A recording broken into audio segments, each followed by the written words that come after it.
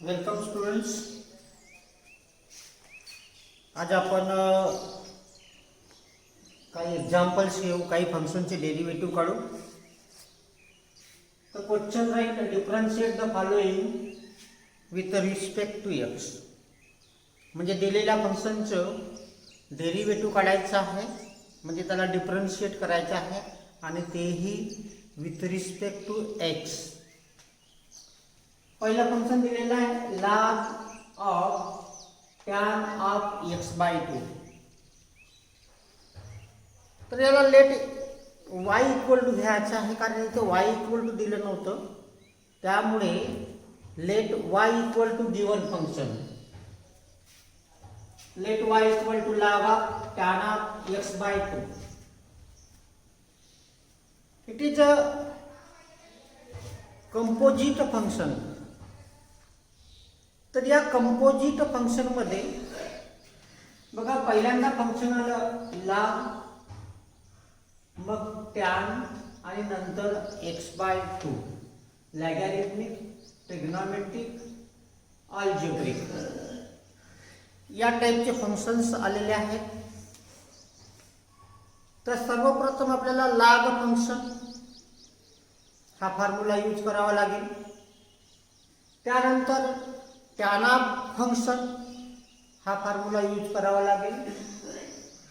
बघा, differentiate with respect to x, dy/dx. log function म्हणजे 1 function, derivative of function म्हणजे 1/tan x/2 dy/dx of tan x/2. याला first, याला काही नाही करायचं आहे, हा रिपीट होत जाईल. त्यानंतर dy/dx ऑफ tan x/2, या टॅनचं डेरिव्हेटिव्ह sec² आणि फंक्शन x/2, म्हणजेच dy/dx of tan x/2 is sec² x/2. पुन्हा या x/2 चं डेरिव्हेटिव्ह घ्यावं लागेल, dy/dx ऑफ x/2.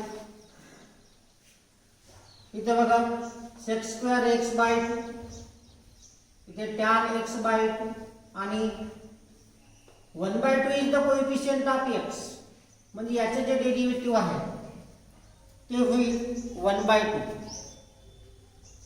आता या एक्झाम्पलला आपण जसं 1 मार्क साठी आला असेल तर एवढं लिहिलं तरी सफिशियंट आहे. परंतु या एक्झाम्पलला अजून आपल्याला समोर एक्सटेंड करता येते. पहा कसं एक्सटेंड करता येईल. आता इथे जो sec² x/2 आहे, हा जो sec² x/2 आहे, याला आपल्याला लिहिता येईल 1/cos² x/2 divide by tan x/2 म्हणजेच sin x/2 upon cos x/2 into 1/2. असंही करता येते. यापैकी हा cos x/2 इझिली कॅन्सल होईल, म्हणजे राहिलं काय मग 1/cos x/2 divide by sin x/2 into 1/2 असं सुद्धा लिहिता येते. त्यानंतर cos x/2 हा खाली, म्हणजेच हा होईल बघा 1/2 sin x/2 into cos x/2. परंतु हा पुन्हा फॉर्म्युला झाला, डबल अँगल फॉर्म्युला. मी कालच्याच पिरियडला तुम्हाला सांगितलेला आहे. तर 2 sin x/2 into cos x/2, it is 1/sin x चं एक्सपान्शन आहे ते, आणि 1/sin x म्हणजेच cosec x हे आपल्याला त्याचे डेरिव्हेटिव्ह लिहिता येईल. तर याप्रमाणे या उत्तराला आपल्याला समोर एक्सटेंड करता येते. हे झालं first example. Now second example is root of tan root of x. त्याला अजून करू. Let y equal to root of tan of root of x. याचं ऑब्झर्वेशन आपण जर केलं, the root function, root of function हा फॉर्म्युला आपण use करणार आहोत. आणि रूट फंक्शनचं जे डेरिव्हेटिव्ह आहे ते आहे 1/2 root of f of x into d by d x of f of x. अगदी त्या फॉर्म्युल्याप्रमाणे त्याला सेट केलं आपण. Differentiate with respect to x d y by d x equal to 1/2 root of tan of root of x. आणि नंतर या tan root of एक्सचं डेरिव्हेटिव्ह आपल्याला इथे घ्यायचं आहे. हे याला जसं तसं रिपीट करायचे. 1/2 root of tan root of x. आणि नंतर या टॅन एक्सचं derivative of tan x is a sec square. Sec square होतो. सेक स्क्वेअर आणि इथे जो फंक्शन असेल तो फंक्शन लिहून टाकायचं. म्हणजे sec square root of x. पुन्हा या रूट ऑफ एक्स आपल्याला डेरिव्हेटिव्ह घ्यावा लागेल इथे, कारण हा स्टँडर्ड फंक्शन नाही आहे. त्यामुळे रूट ऑफ एक्सचं डेरिव्हेटिव्ह इथे d by d x of root of x. आता केवळ फक्त एवढ्या भागाचं डेरिव्हेटिव्ह काढायचं राहिलं. याला शिफ्ट करून टाका इथे वर. Sec square root of x two root of tan of root of x into derivative of root of x is 1/2 root of x. आता इथे हा जो 2 आलेला आहे, 2 × 2 म्हणजे 4 होतो. याला आपण जसं तसं लिहिलं, sec square root of x 2 × 2 म्हणजे 4 रूट ऑफ एक्स. आणि हा येईल ते into root of tan of root of x. तर याप्रमाणे आपण सेकंड जो दिलेला आहे फंक्शन त्याचे डेरिव्हेटिव्ह घेतलं. त्यानंतर नंबर थर्ड एक्झाम्पल जो आहे तो बघा. काय आहे? Tan in bracket cos of sine x. All functions are trigonometric, परंतु सगळे फंक्शन्स वेगवेगळे आहेत. म्हणजे इथे टॅन आहे, इथे कॉस आहे आणि पुन्हा त्याचं आहे sign.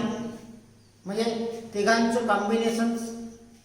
Late y equal to tan of cos of sine x. म्हणजे याला डिफरन्शिएट करताना पहिल्यांदा टॅनचं डेरिव्हेटिव्ह, नंतर डी बाय डी एक्स, पुन्हा कॉसचं डेरिव्हेटिव्ह आणि त्याच्यानंतरच साइन एक्सचं डेरिव्हेटिव्ह. तर याप्रमाणे आपल्याला त्याचे डेरिव्हेटिव्ह घ्यायचे आहे. Differentiate with respect to x dy by dx equal to derivative of tan x sec square. आणि हा फंक्शन जसं तसं लिहून घ्यायचं. Sec square cos of sine x. आणि नंतर या फंक्शनचं डेरिव्हेटिव्ह घ्यायचं इंटू करून. हा जो फंक्शन आहे d by d x of cos of sine x. आता एवढा भाग इथे कुठलाही ऑपरेटर नाही आहे. D by d x is the operator. Operator आहे, तो ऑपरेट करतो आहे फंक्शनला. तर इथे जसं तसं लिहून घ्यायचं. त्यानंतर d by d x of cos, कॉसचं डेरिव्हेटिव्ह मायनस साइन, कॉसचं डेरिव्हेटिव्ह मायनस साइन. आणि जो फंक्शन आहे तो लिहून घ्यायचा आहे minus sine of sine x. पुन्हा या फंक्शनचा आपल्याला इथे डेरिव्हेटिव्ह घ्यायचा आहे d by d x of sine x. आता इथे निगेटिव्ह साइन आलेला आहे. निगेटिव्ह साइन आपण समोर घेतलं. therefore negative sec square cos of sin x into sin of sin x and derivative of sin x is cos x. तर याप्रमाणे या थर्ड फंक्शनचे आपण डेरिव्हेटिव्ह घेतलेला आहे. Number 4 log of sec of e power x square. बघा इथे सुद्धा कंपोजिशन ऑफ फंक्शन्स आहे. लॉग फंक्शन आलं, सेक्स फंक्शन आलेलं आहे, म्हणजे ट्रिग्नोमेट्री, त्यानंतर एक्सपोनेन्शियल आणि त्यानंतर पुन्हा power function. Let y equal to log of sec of e power x square. Differentiate with respect to x. पहिला जो फंक्शन आहे तो log आहे. log असल्यामुळे 1/f(x) into d/dx of f(x). या फॉर्म्युल्याचा आपल्याला इथे उपयोग करावा लागेल. Differentiate with respect to x dy/dx equal to 1 function means sec of e⁻x². त्यानंतर या फंक्शनचे इथे derivative dy/dx of sec of e⁻x². 1 sec of e⁻x². त्यानंतर सेकचं जे डेरिव्हेटिव्ह आहे स्टँडर्ड फॉर्म मध्ये sec x tan x, हे sec x चं डेरिव्हेटिव्ह आहे. परंतु इथे sec फंक्शनचं डेरिव्हेटिव्ह कोणतं होईल? sec function into tan of function. मग त्यानंतर d/dx ऑफ फंक्शन म्हणजे sec of e⁻x² into tan of e⁻x². आणि नंतर या e⁻x² चे डेरिव्हेटिव्ह याप्रमाणे घेतलेला आहे. इथे बघा sec ऑफ e⁻x² इथे इंटू मध्ये न्यूमरेटर मध्ये sec ऑफ e⁻x². सरळ कॅन्सल करून टाका. Remaining is tan of e⁻x² लिहिलं. त्यानंतर e⁻x² चे derivative e⁻f(x) d/dx of e⁻f(x). याचे जे डेरिव्हेटिव्ह आहे ते e⁻f(x) आहे into d/dx of e⁻x. d/dx of f(x). तर या फॉर्म्युल्याचा उपयोग करायचा आहे इथे e⁻x² into d/dx of x². आता फक्त काय राहिलं? या x² चं डेरिव्हेटिव्ह घ्यायचं राहिलेलं आहे आणि या x² चं डेरिव्हेटिव्ह होते 2x. म्हणजेच here tan of e⁻x² into e⁻x² into 2x. हे तसं ऍक्च्युअली इथपर्यंत डेरिव्हेटिव्ह झालेला आहे. परंतु 2x आपल्याला समोर लिहिता येतो, त्याचे रिअरेंजमेंट करता येते. Therefore, final answer is 2x into e⁻x² into tan of e⁻x². तर अशा प्रकारे आपण त्या दिलेल्या फंक्शनचं डेरिव्हेटिव्ह घेतलेलं आहे. अजून समोरचे आपण एक्झाम्पल्स पाहू. त्यानंतरचं नेक्स्ट फंक्शन दिलेलं आहे log x with base e². इथे बेस e² आहे आणि डेरिव्हेटिव्ह घेताना केवळ बेस हा e असायला पाहिजे. तर इथे बघा त्याला मॉडिफाईड करू. y equal to log x with base e² by base change formula. तुम्हाला बेस चेंज फॉर्म्युला माहित आहे. बघा कोणता आहे? log a with base b equal to log a divided by log b. हा बेस चेंज फॉर्म्युला आहे. या फॉर्म्युल्यानुसार आपल्याला logचं बेस चेंज करता येते. मग काय लिहिलं? log x upon log e². इथे जो b आहे बीच्या जागेवर काय आलेला आहे? e² आलेला आहे. याच्या जागेवर आहे log x आणि log a आपला log b divide by log b means log x हा जो इंडेक्स आहे 2 log m power n means n log m.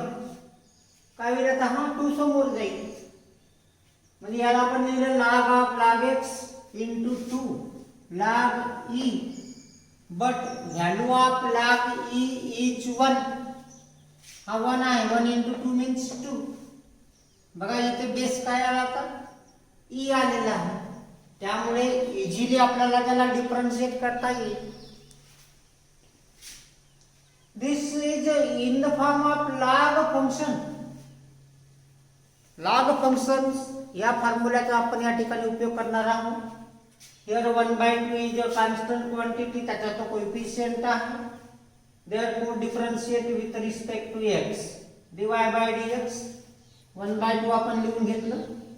मग log फंक्शन म्हणजे 1 function into derivative of function म्हणजे 1/log x आणि या log x ची इथे derivative dy/dx of log x. हा एवढा भाग तसाचा तसा ठेवला आपण. log x चे डेरिव्हेटिव्ह 1/x. आता इथे मल्टिप्लाय करून टाका. 2 into x 2x into log x 1 into 1 into 1 means 1 1 upon 2x log x हे त्याचा डेरिव्हेटिव्ह राहील. नेक्स्ट फंक्शन बघा log of log x आणि bracket square. Here index of function is other than 1, then we call it is power of function. आणि power फंक्शनचे जे derivative आहेत ते कसे घेतले जातात? पॉवर फंक्शनचा फॉर्म्युला यूज करायचं. कोणता फॉर्म्युला आहे पॉवर फंक्शनचा डेरिव्हेटिव्ह काढण्याचा? तर dy/dx of f of x power n f of x power n minus 1 and dy/dx of f of x. या फॉर्म्युलाचा आपण इथे उपयोग करणार आहोत. By using this formula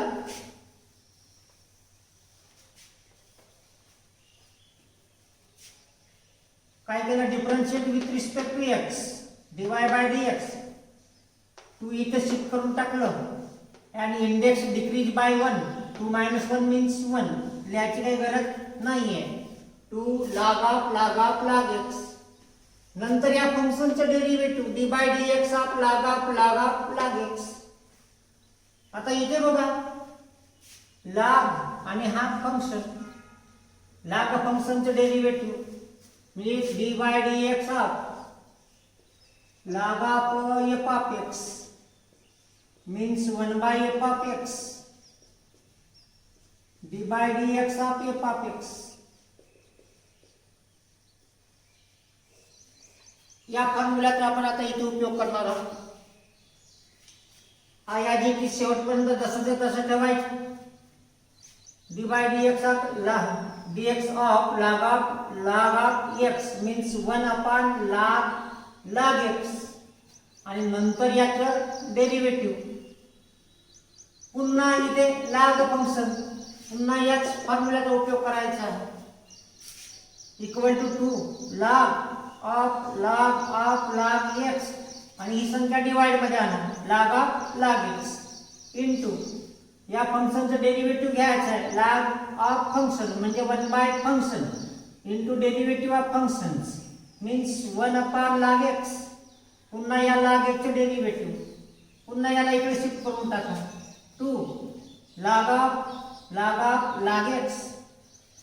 x आधी लिहिलं मग हे लिहिलं log x आणि या log x चं डेरिव्हेटिव्ह स्टँडर्ड फंक्शन आहे तो त्याचं log x चं डेरिव्हेटिव्ह 1/x. आता याला इथे समोर शिफ्ट करून टाका म्हणजे फायनल आन्सर काय आहे? 2 in bracket log x divide by x into log x into log x. तर याप्रमाणे त्याचं डेरिव्हेटिव्ह काढायचं आहे. त्यानंतरचं बघा नेक्स्ट प्रॉब्लेम जो आहे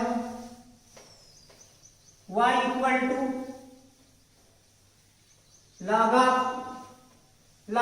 विथ बेस 3 आणि कोणाचं log आहे log of x with base 5. तर base of log is not e म्हणजे आपण डेरिव्हेटिव्ह घेऊ शकत नाही. जोपर्यंत logचे बेस हा e येत नाही तोपर्यंत आपण logचं डेरिव्हेटिव्ह घेणार नाही आहोत. मग पहा याला कसं शिफ्ट करायचं. हा बघा formula log of a with base b म्हणजे लिहितो आपण log a divide by log b. Hair bracket quantity या फॉर्म्युल्यानुसार चेंज करून टाकायचं. log of log of x with base 5 आणि इथे base 3 means log x upon log 5 with base 3 लिहिलं याप्रमाणे. याला बेस चेंज फॉर्म्युलानुसार याला ऑपरेट केलेला आहे. बघा पुन्हा इथे बेस ई नाही आहे म्हणजे आपल्याला पुन्हा बेस चेंज करावा लागेल. परंतु आपल्याला माहित आहे log of m upon n means log m minus log n हा फॉर्म्युला आपल्याला माहित आहे आणि त्या फॉर्म्युलानुसार आपण त्याला चेंज करू. log of m means log x आणि n means log 5. log of log x with base 3 minus log of log 5 with base 3. पुन्हा इथे बघा this is the constant quantity. log of log 5 with base 3 is a constant quantity आणि ती constant quantity separately आलेली आहे. आणि जेव्हा constant quantity separately येते तेव्हा त्या क्वांटिटीचं जे डेरिव्हेटिव्ह आहे ते ऑलवेज 0 राहील कारण कॉन्स्टंट क्वांटिटीचं जे डेरिव्हेटिव्ह आहे ते 0 असते. आता याला चेंज करावा लागेल.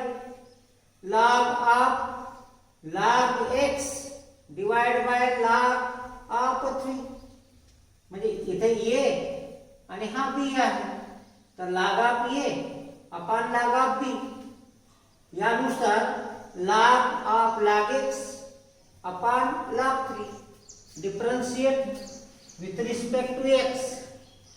Here 1 upon log 3 is a constant quantity.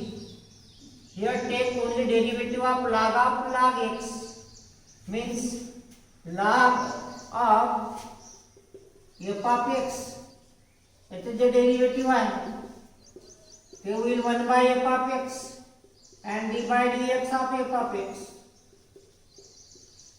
याप्रमाणे होईल means 1 upon log x and derivative of log x.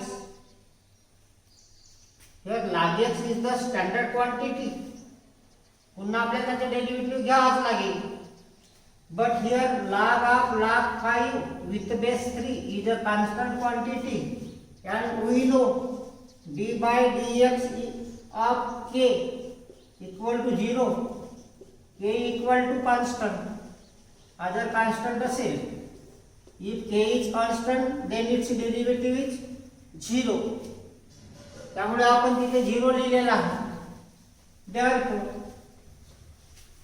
dy by dx equal to 1 by log 3 into 1 by log x and derivative of log x is 1 by x. Final answer dy by dx equal to 1 into 1 into 1 means 1. असे काय उलट x into log x into log 3. तर अशा प्रकारे आपण दिलेल्या फंक्शनचे derivative घेतलेले आहे. काही समोरचे प्रॉब्लेम आपण नेक्स्ट पिरियडला घेऊ.